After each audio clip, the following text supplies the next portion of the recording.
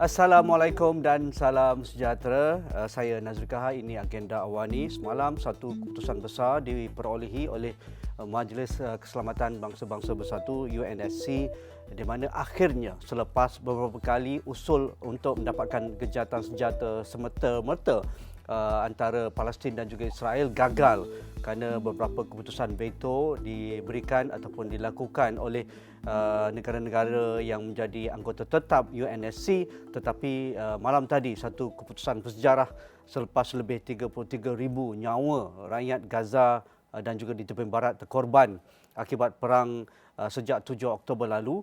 Dan apa yang lebih menarik, keputusan juga tidak divetokan oleh sekutu kuat Israel, iaitu Amerika Syarikat, di mana Amerika Syarikat melalui duta mereka di PBB hanya bersikap berkecuali.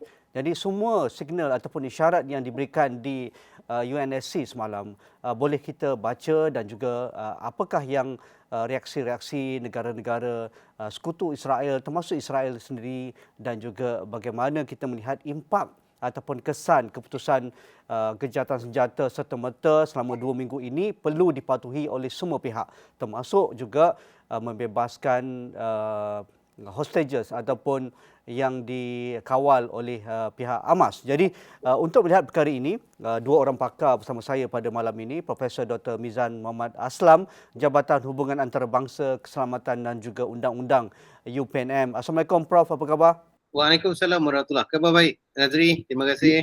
Dengar cerita baru balik dari DC ya? Itulah. Netanyahu tak jadi pergi, saya pergilah wakil. Okey, menarik. Cikgu Azmi Abdul Hamid, Presiden Majlis Perundingan Islam Malaysia ataupun MAPIM. Assalamualaikum Cikgu Azmi. Selamat berpuasa. Waalaikumsalam warahmatullahi. Cikgu Azmi, mungkin respon awal Cikgu Azmi dengan keputusan Majlis Keselamatan Bangsa-Bangsa Bersatu semalam, sebelah suara menerima usul beberapa buah negara untuk gencatan senjata serta-merta perang antara Israel dan juga Palestin, tetapi kali ini tidak ada veto. Pandangan Cikgu Azmi? Ya, usul ini adalah usul yang ditaja ya oleh 10 negara dalam Majlis Keselamatan itu. Dan ini adalah ekoran daripada usul yang gagal dilulus yang dibuat oleh Amerika Syarikat, yang diveto oleh Rusia dengan China. Apa yang nampaknya berbeza, yang akhirnya kita dapati 14 anggota telah semuanya in favor, kemudian Amerika Syarikat berkecuali, ialah Amerika ni kelihatannya masih mau meneruskan tekanan dia bahawa perlu ada pernyataan kecaman terhadap Hamas. Itu nampaknya menjadi inti dan jadi perkara yang diulang-ulang. Jadi ketika itu dibuat dan juga tidak menunjukkan bahawa mahu diadakan gencatan yang berkekalan atau dipanggil permanent ceasefire, maka di situ bergeser antara Amerika dengan blok yang lain itu. Tetapi kali ini berbezanya apabila usul ini telah diketengahkan oleh 10 negara. Kemudian itu last minute dipahamkan dalam beberapa jam Rusia mau terus memasukkan dalam resolusi itu yang disebut gencatan kekal, tetapi akhirnya gagal dan kemudian diterima teks itu. Jadi inilah perkembangan yang besar saya fikir, walaupun masih lagi nanti saya ulas beberapa hal yang kita rasa masih lagi belum kita rasa cukup puas dan cukup memenuhi kehendak orang-orang Gaza. Okey, menarik. Bagi Prof. Dr. Mizan sendiri, respon ataupun reaksi keputusan menyokong resolusi gencatan senjata yang dibuat oleh UNSC semalam. Baik, pertama sekali saya melihat keputusan ini adalah satu tindakan yang tepat, kena pada masanya, dan satu tindakan yang jelas menunjukkan masyarakat dunia, terutama sekali mereka-mereka yang berada dalam United Nations Security Council UNSC, semuanya berjumlah 15 iaitu 10 yang non-permanent dan 5 permanent termasuk US.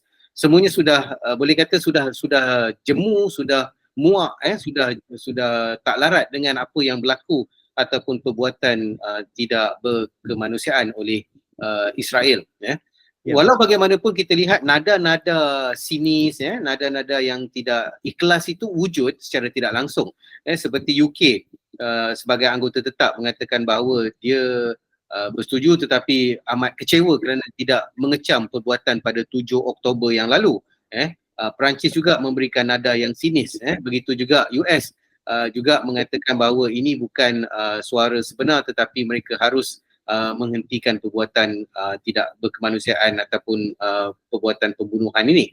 Jadi kita lihat rata-rata negara yang bersetuju adalah mereka-mereka yang sudah lama, dan US kita kena ingat adalah yang paling banyak sekali memveto. Setiap kali usul dibawa veto, usul bawa veto. So, pada kali ini mereka mengambil keputusan untuk abstain ataupun berkecuali lah. Jadi yang lain itu bersetuju. Jadi kita lihat ini menatijahkan bahawa masyarakat dunia ataupun semua negara yang berada dalam UNSC itu sudah jemu, sudah muak dengan perbuatan oleh Israel, dan ini satu isyarat yang jelas kepada Israel bahawa anda semakin ditolak oleh masyarakat dunia. Prof, cuba elaborate lebih sedikit lagi. Apa maksud yang dikatakan Prof kata masyarakat dunia termasuk anggota keselamatan UNSC sudah muak, sudah jemu, sudah tak larat lagi dengan kedegilan Israel dan Netanyahu termasuk sekutu kuatnya Amerika Syarikat. Tetapi kali ini mereka menyokong resolusi ini. Tetapi Amerika Syarikat tidak memveto. Jadi perkataan abstain itu, tindakan abstain itu, apa maksud dari aspek diplomasi yang boleh kita baca? Ya, maknanya abstain ini seperti satu tindakan yang tidak mengatakan ya, tidak mengatakan tidak. Jadi macam berkecuali lah ataupun mengambil pendekatan untuk berdiam diri. Itu yang lebih tepatnya. Jadi Islam pun kata kan, sukut alamatul ridha kan. Maknanya berdiam diri itu tanda bersetuju. Maknanya automatically mereka bersetujulah untuk adanya ceasefire ini ataupun gencatan senjata. Tetapi ini sebenarnya jelas menunjukkan bahawa masih ada tidak ikhlas sepenuhnya. Jadi kalau mereka ikhlas, mereka bersetuju, tetapi dia abstain. Tetapi kita lihat keadaan yang berbeza pula bagi China, Rusia, Perancis, UK. So keempat negara ini mereka menyokong. Itu yang menarik. Manakala 10 negara lain termasuk Brazil, Gabon, kita lihat lagi seperti India, Ireland, ada lagi Mexico, Norway, itu semuanya bersetuju dengan sepenuhnya. Walau bagaimanapun kita lihat ada yang tidak rasa senang kerana gencatan senjata itu diluluskan dengan tidak meletakkan syarat. Kalau bagi Israel, mereka mahukan syarat. Syaratnya seperti mesti membebaskan hostages dan sebagainya. Jadi keputusan semalam sangat menarik kerana tidak meletakkan apa-apa syarat. Ianya adalah satu gencatan senjata serta-merta. Okay? Dan yang bagi kita agak kecewa selepas 2 minggu Ramadan, dan hanya tinggal 2 minggu barulah perkara ini berlaku. Jadi sepatutnya berlaku sebelum Ramadan ataupun di awal Ramadan. Ya. Bagi Cikgu Azmi yang melihat isu ini akan mengubah persepsi masyarakat dunia ataupun melihat pendirian sekutu kuat Israel ataupun Amerika Syarikat yang seringkali berada di belakang dalam semua tindakan yang terkini sejak 7 Oktober lalu. Adakah ini menunjukkan bahawa peranan Amerika Syarikat sering ataupun akan terus dipertikaikan dan kerajaan di Washington DC tidak boleh berdiam diri dengan tekanan-tekanan luar biasa masyarakat dunia ke atas isu Israel ini? Ya, satu-satunya ally atau satu-satunya rakan sekarang yang tinggal bagi Israel tidak lainnya tadi, bukan ialah Amerika Syarikat. Yang lain sudah semacam menunjukkan kerenggangan, dan dengan itu Amerika, oleh kerana Israel itu sering dikatakan sebagai outpost kepada US, maknanya diwujudkan wujudkan Israel supaya dapat menjaga geopolitik Amerika di Asia Barat atau Timur Tengah itu. Jadi dengan adanya suatu semacam seperti yang Prof sebut tadi kan, komuniti dunia yang telah menunjukkan bantahan yang berterusan hatta melimpah ke dalam Tel Aviv. Tel Aviv juga sudah berlaku pemberontakan. Jadi artinya mereka juga merasakan bahawa perhitungan mereka tak boleh membiarkan Israel bertindak segini rupa yang bukan saja tidak berbicara ini sampai ke peringkat kegilaan ya. Dan dengan itu Amerika sudah menerima tempiasan itu, hatta suara-suara di dalam Kongres dan juga tokoh-tokoh yang membuat analisa dalam macam-macam medan itu telah menunjukkan sikap yang sangat kritikal terhadap kenapa semua sumber kewangan Amerika itu harus disalurkan kepada Israel dengan tidak mengira apa yang dilakukan oleh Israel itu sudah mulai menjejas imej Amerika sebagai pendukung utama. Jadi saya kira sekarang sudah bila kita membaca Joe Biden sudah memberikan kenyataan yang sudah mulai berlainan, sudah memberikan tekanan kepada Netanyahu, dan Netanyahu pula menunjukkan kedegilannya mengatakan with or without America we will do it alone, we will finish the job. Itu telah memberi semacam kesan kepada Amerika bahawa mereka mendapati bahawa Israel ini di bawah Netanyahu sudah tidak boleh dikawal lagi. Jadi apabila resolusi itu diketengahkan di UNSC, ternyata sikap berkecuali itu menunjukkan suatu mesej kepada Israel bahawa kesetiaan mereka untuk terus membantu Israel itu akan mulai terjejas dan Israel kena berfikir panjang. Tetapi dari segi politik dalaman Israel nampaknya mereka mengatakan bahawa Netanyahu ni karirnya sudah tamat. Tinggal lagi dia masih lagi mau menunjukkan bahawa dia tidak akan mau tunduk kepada arahan sesiapa. Maka saya kira akibatnya itu akan menjadi lagi saya kira keadaan yang tegang antara Israel dengan Amerika, dan mereka terpaksa menunjukkan bahawa sebenarnya mereka yang menentukan masa depan Israel. Pagi Prof. Aslam, kalau kita lihat tindakan segera ataupun reaksi segera Israel, terutamanya Netanyahu, iaitu bahawa mereka tidak bersetuju dengan keputusan semalam dan terus membatalkan delegasi yang akan ke Washington dalam masa yang terdekat jika semalam Amerika Syarikat tidak memveto resolusi tersebut. Apa reaksi dari tindakan terkini Netanyahu ini? Ya. Sebenarnya apa yang dilakukan oleh Netanyahu dan juga delegation daripada Israel dengan membatalkan lawatan yang sepatutnya berlaku dalam masa terdekat untuk membincangkan tentang situasi di Rafah sebenarnya. Ya. Jadi kalau kita lihat mereka bercadang untuk ke Washington berbincang dengan pentadbiran Amerika Syarikat untuk seperti menilai situasi di Rafah. Dan saya yakin daripada apa yang saya dimaklumkan dan juga pengetahuan serta maklumat yang saya baca, bahawa memang saya bersetuju dengan Cikgu Azmi juga bahawa memang Amerika ni adalah sekutu mereka. Dan apa sahaja sebenarnya suara Israel itu ada di Amerika.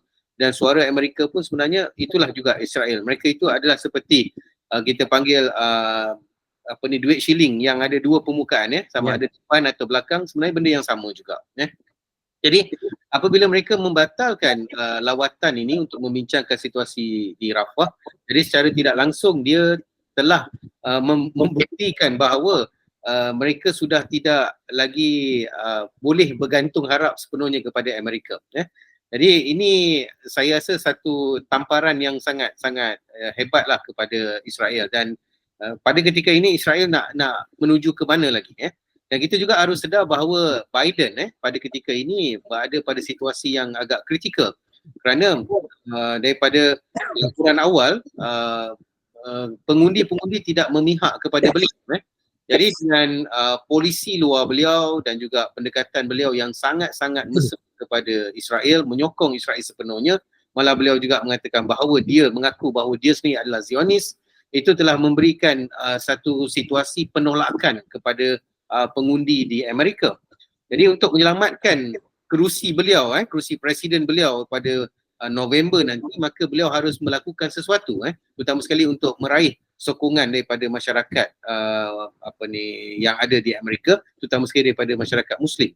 Dan juga kita lihat rata-rata golongan African American juga menolak pendekatan beliau. Maka secara tidak langsung beliau terpaksa melakukan tindakan ini untuk sekurang-kurangnya meraih balik sokongan. Dan apa yang berlaku bagi pihak Israel ianya automatically adalah satu penolakan kepada apa yang telah mereka usahakan selama ini. Dan kita menjangkakan bahawa situasi yang lebih getir akan berlaku apabila natijah daripada ini tidak dilakukan ataupun tidak diakui oleh pihak Israel nanti. Saya menjangkakan dunia akan berada dalam situasi yang lebih kritikal selepas ini.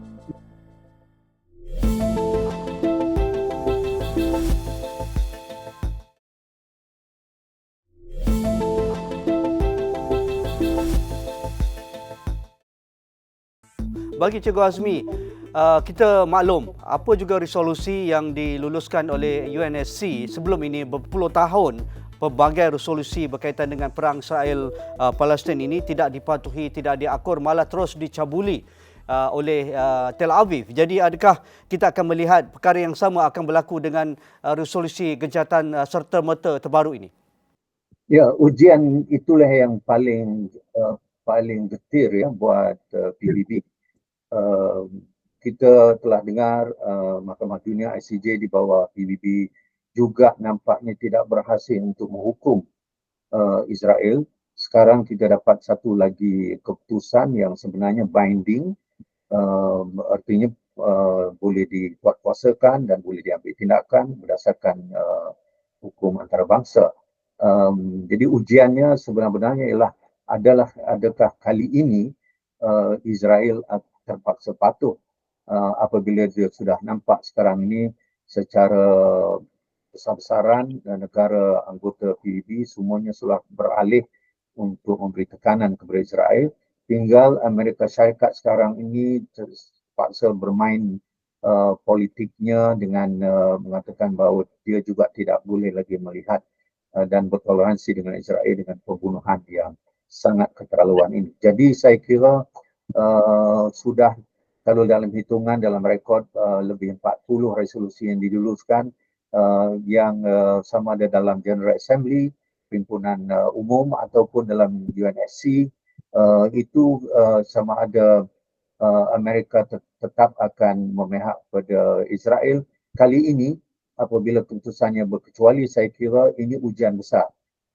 Saya punya dugaan ialah Israel akan masih menunjukkan kedegilannya kerana kita menuntut bukan saja supaya Israel itu jelas perlu patuh keputusan menghentikan serangan, tetapi kita nak pergi lebih jauh lepas itu kerana ini adalah hanya permulaan awal kerana tuntutan untuk menamatkan kepungan atau blokade itu harus pula selepas ini diputuskan.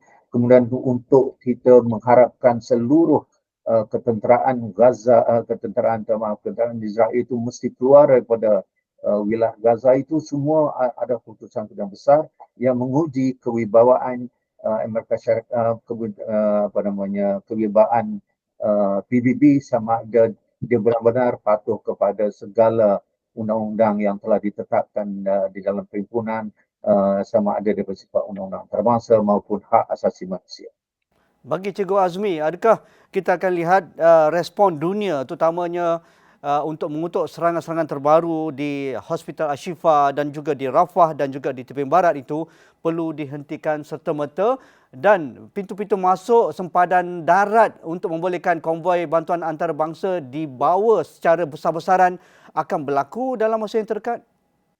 Saya fikir itu sangat bergantung kepada bagaimana mobilisasi seluruh negara seluruh dunia menggunakan apa sahaja tekanan supaya hal ini berlaku. Artinya serangan ke atas yang terakhir, serangan dia mengepung Hospital Shifa.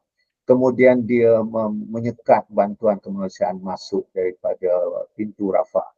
Itu harus sepatutnya dilakukan hampir serta-merta kalau mengikut kalau dikuatkuasakan keputusan ini. Tetapi oleh kerana kita tahu bahawa kedegilan itu tetap mau ditunjukkan, bermakna sekarang ini tergantung kepada seluruh dunia untuk membuat tekanan lagi kepada PBB sama ada kita patut menguatkuasakan keputusan ini dengan menghantar pasukan keamanan United Nations diberi mandat melalui UNSC yang keputusan ini adalah binding. Kalau dia tidak patuh, maka kita sudah boleh buat keputusan lebih drastik yang untuk menghantar tentera pengaman daripada PBB. Menarik. Bagi Prof. Aslam, ini satu juncture kepada PBB untuk membuat keputusan yang segera dan tepat untuk memastikan kedua-dua pihak akor dengan resolusi terkini ini. Ya, Nazri, sebenarnya keputusan yang berlaku semalam bagi saya telah mengembalikan United Nations kepada landasan sebenarnya. Ya. Sebab kalau kita lihat motif di sebalik penubuhan United Nations itu sendiri adalah untuk mengelakkan peperangan, untuk mempromosikan perdamaian dan macam-macam lagi yang bagus dan yang baik. Tetapi kita lihat setelah berpuluh-puluh tahun sebenarnya dalam dekad-dekad terakhir, terutama sekali selepas kebangkitan Israel dan juga hidupnya negara Amerika yang cukup menjadi tulang belakang kepada Israel, sudah menghilangkan relevansi United Nations itu. Dan kita lihat juga siri-siri peperangan, konflik yang berlaku, resolusi-resolusi yang divetokan dan lain-lain itu telah menafikan potensi ataupun landasan sebenar oleh United Nations. Tapi apabila berlaku semalam, maka dia jelas mengembalikan semula landasan tersebut. Dan saya melihat bahawa di sini ada beberapa perkara yang menarik, Nazri. Antaranya, kalau kita lihat resolusi itu, satu, mereka menyatakan bahawa ceasefire immediately, maknanya gencatan senjata segera. No, tidak lagi bertangguh-tangguh, tak ada lagi penangguhan. Dan cuma yang agak tidak menarik, dia kata towards the end of Ramadan lah, ataupun untuk menghabiskan Ramadan. Tapi kita tak jangka apa yang berlaku selepas itu. Cuma sekurang-kurangnya 2 minggu ini dijangkakan tidak akan berlaku peperangan ataupun pembunuhan. Itu yang kita minta. Dan segala bantuan sebagaimana yang Cik Gumi sebut tadi, bantuan kemanusiaan, perubatan dan lain-lain itu semuanya boleh masuk ke wilayah di Gaza. Okey, melalui Rafah. Tetapi yang diharapkan sebab kita lihat rata-rata komen adalah 2 minggu ini sehingga ke akhir Ramadan adalah sebagai langkah untuk ceasefire yang bertekanan. Okey. Elemen kedua yang saya lihat diputuskan semalam adalah melepaskan hostages ataupun tawanan dengan tanpa syarat. So ini sangat menarik, maknanya hostages itu akan, yang ditawan oleh pihak Hamas akan dibebaskan. Dan saya sudah melihat juga komen-komen daripada pimpinan Hamas bahawa mereka akan meminta pertukaran. Jadi atas prison ataupun exchange yang berlaku. Jadi itulah antara perkara. Cuma yang kita harus lihat, perkara yang kita berawas adalah setakat mana Israel mampu ataupun mematuhinya. Kerana sudah jelas daripada Twitter yang saya baca, pimpinan Israel termasuk yang berpengaruh juga menyatakan bahawa mereka tidak akan akur kepada gencatan senjata tersebut, dan mereka kata mereka akan meneruskan perbuatan untuk menghapuskan Hamas. Mereka akan masuk, bunuh dan juga mencari sehingga ke kawasan-kawasan yang belum pernah dimasuki oleh mereka sebelum ini.